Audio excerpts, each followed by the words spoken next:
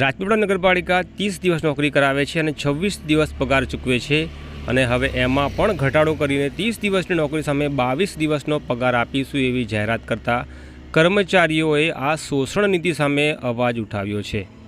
જે મોબાઈલ કંપનીઓ 30 દિવસને બદલે 28 દિવસના રિચાર્જ કરી નાખ્યા છે, એ જ રીતે રાજપીપળા નગરપાલિકાએ પણ તેમના વાહન વિભાગના કર્મચારીઓને 30 દિવસના રિચાર્જમાં 22 દિવસનો ટોક ટાઈમ ઓફર કરી છે। ત્યારે આ શોષણ નીતિ સામે કર્મચારીઓએ બંધ પુકાર્યો છે અને વીજળી હડતાળનું શસ્ત્ર ઉગામ્યું છે। હડતાળી કર્મચારીઓમાં ફાયર બ્રિગેડના વાહન ચાલકો અને લાશ્કરો પણ સામેલ છે। આવા સંજોગોમાં જો આગ લાગવાનો બનાવ બને તો કોણ ઓલવવા જશે, એક સવાલ છે।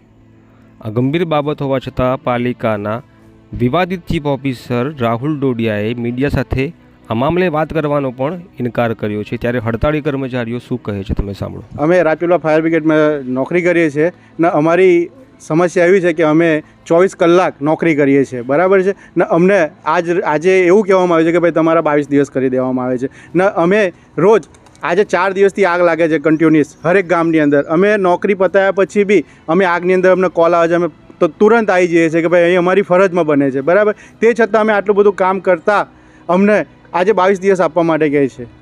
એ તો અમને બી નથી ખબર કે શાની માટે કહે છે આ લોકો, પણ અમને આજે અમારા સુપરવાઇઝર એવું કહેવામાં આવે કે ભાઈ તમારા 22 દિવસ કરી દેવામાં આવશે।